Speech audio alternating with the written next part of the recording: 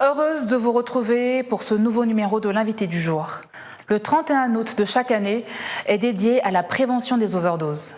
Fort est de constater que les chiffres liés au nombre d'overdoses dans le monde est alarmant. Pour en discuter, je suis avec Madame Corinne Mbondoukwé, qui est psychanalyste. Bienvenue sur notre plateau.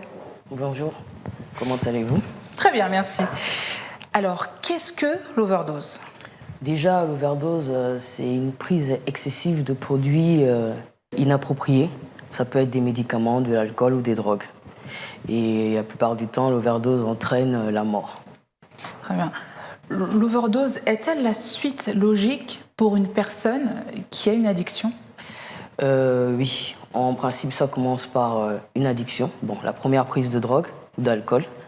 Ensuite, ça devient une addiction, une toxicomanie, et ça peut se transformer en overdose. Il y a vraiment différents stades, c'est une évolution ? Une évolution, oui. Très bien. Comment peut-on interpréter justement la psychologie d'une personne qui a une addiction ?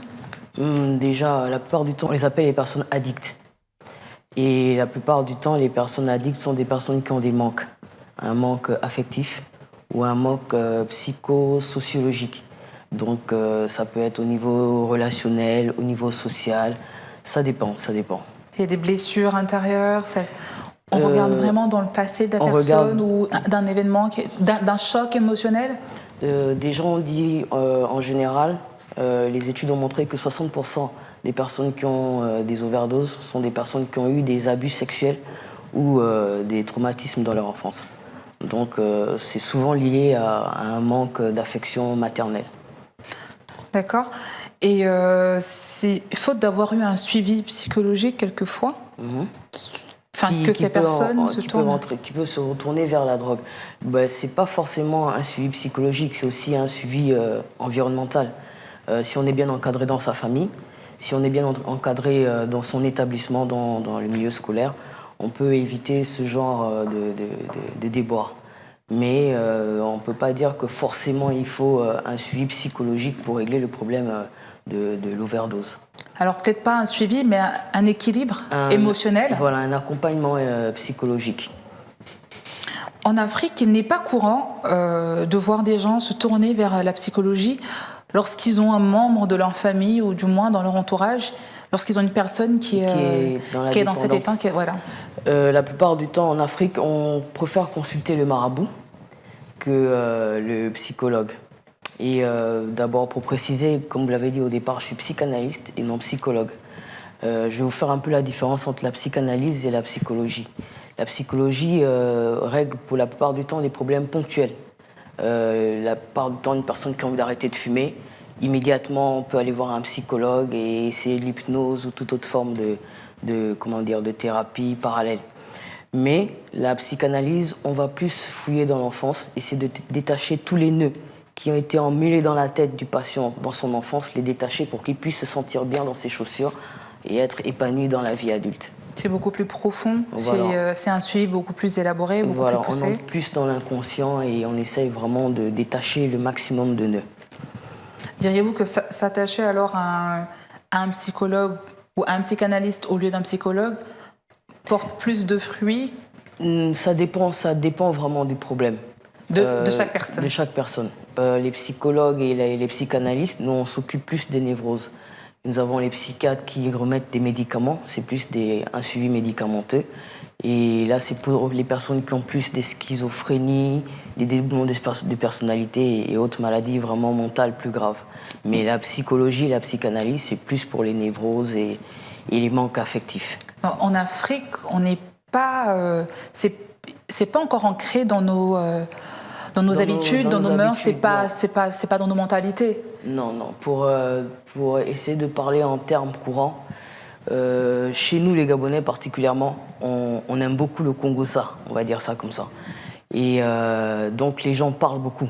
Et parlent beaucoup entre eux, que ce soit dans la famille ou avec les amis. Et le psychologue et le psychanalyste, c'est un peu ce qu'il fait.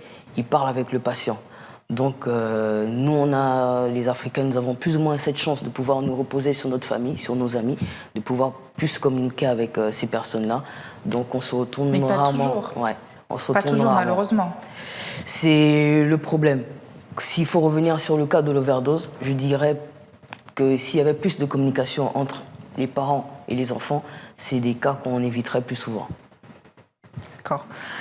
Dans nos sociétés modernes, malgré la réglementation qui existe, la consommation de produits stupéfiants a pris une réelle propension. Comment est-ce que vous l'expliquez?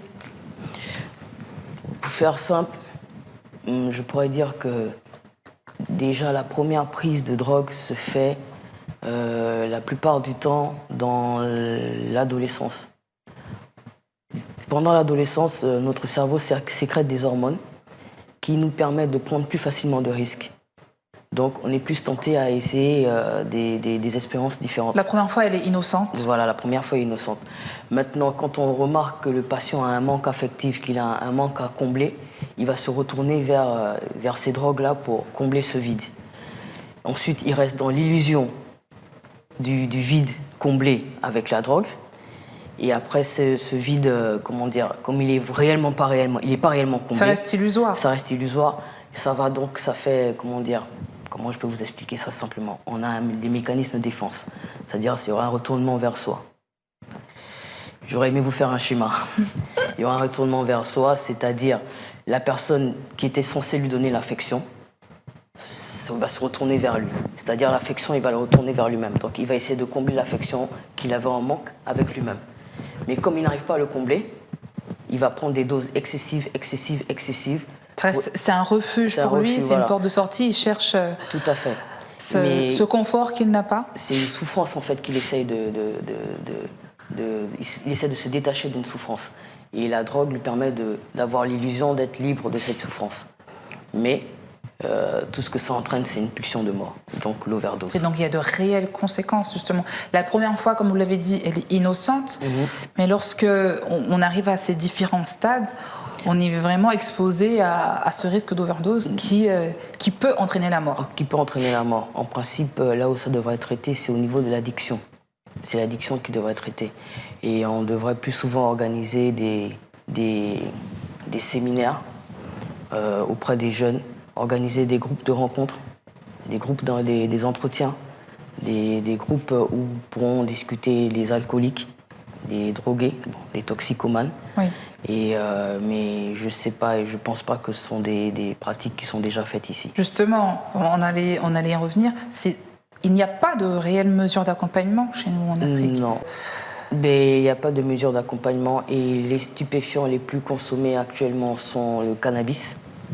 Nous avons les anti-anxiolytiques, qu'ils appellent plus communément les cobolos, le tramadol, etc. Mais il n'y a vraiment aucune mesure d'accompagnement. Quelles sont les conséquences sur l'organisme? À long terme, bon, si on doit parler d'overdose, on parlera plus de stupéfiants que d'alcool et autres. Il y a une différence? Oui, parce qu'on ne peut pas faire une overdose réellement avec de l'alcool. Avec l'alcool, on fait plus un coma éthylique. Mais avec des drogues, on fait vraiment une overdose. Mais quand vous disiez... Vous pouvez revenir sur votre dernière question.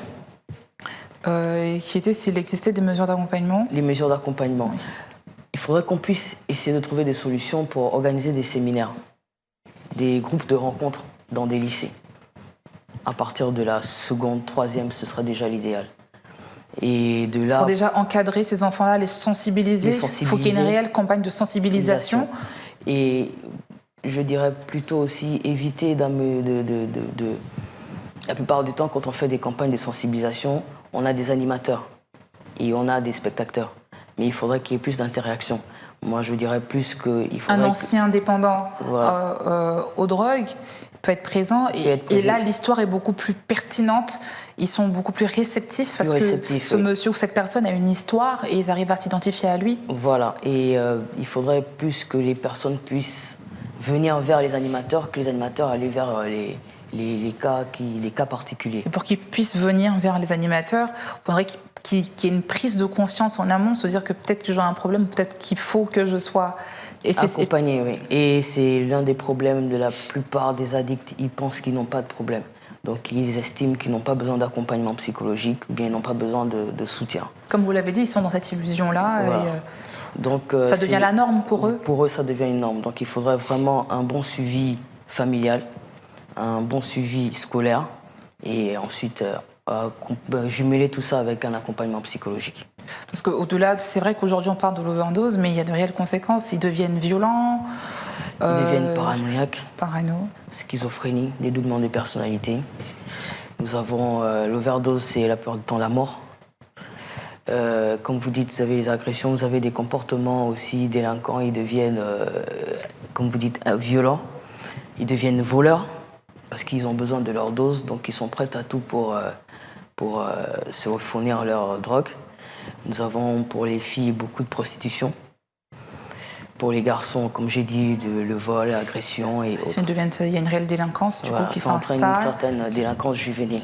Justement, il existe sous d'autres cieux des centres. C'est pas des centres de désintox, mais ce sont des centres d'accompagnement où ces jeunes-là qui sont addicts, ils y vont, ils prennent leur dose parce qu'il y a ce risque d'overdose. D'overdose, oui. Et donc, du coup, il y a des personnes à côté qui sont là pour essayer d'accompagner. Est-ce que c'est une solution chez nous? Je dirais, bien sûr, c'est une solution très appropriée même au Gabon, parce que la plupart des centres étrangers, ils utilisent des produits locaux pour désintoxiquer ces personnes, comme l'Iboga. C'est un produit qui est utilisé pour désintoxiquer des personnes qui consomment, que ce soit du tabac jusqu'à la cocaïne. Donc je pense que l'idéal, ce serait de pouvoir aménager des centres d'accompagnement au Gabon. Nous avons suffisamment de psychologues et de psychanalystes qui pourront aider ces jeunes à mieux se sentir dans leur peau et mieux appréhender la chose.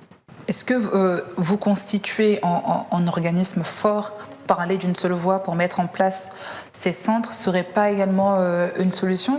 Parce que vous êtes au cœur du problème, vous côtoyez ces jeunes ou des vieux, vous avez des personnes qui ont ce problème, donc vous êtes peut-être à même d'être porteur de cette voix-là? Je peux bien dire que notre génération, la dernière génération de psychologues et psychanalystes, on est porteurs de ces solutions. Maintenant, nous attendons plus ou moins l'aide de l'État, on va dire ça comme ça. Il y a des démarches qui ont été faites dans ce sens? Non, particulièrement non. Ce qu'on fait, donc c'est ce qu'il faudrait faire? Ce qu'il faudrait faire. Personnellement, j'ai essayé d'engager une démarche il y a 2 ans, essayer d'organiser des séminaires dans des établissements qui avaient pour but de créer des groupes d'écoute, pouvoir écouter ces jeunes et pouvoir qu'ils puissent présenter leurs problèmes, que ce ne soit pas forcément sur la toxicomanie, c'était aussi sur toutes les formes de délinquance juvénile. Très bien. Mais j'attends toujours les réponses. Ça va venir. C'était un plaisir, en tout cas, de vous recevoir sur notre plateau pour parler de ce réel problème qui a de réelles conséquences sur la population. On vous souhaite en tout cas beaucoup de courage dans ce que vous faites. On espère que cela va porter des fruits. Merci bien. Je vous en prie. Merci à vous, amis téléspectateurs, de nous avoir suivis. Retrouvez-nous sur nos réseaux sociaux, Facebook, Twitter et en direct sur YouTube. Quant à moi, je vous donne rendez-vous très vite avec un nouvel invité. Bonne suite de programme sur Gabon 24.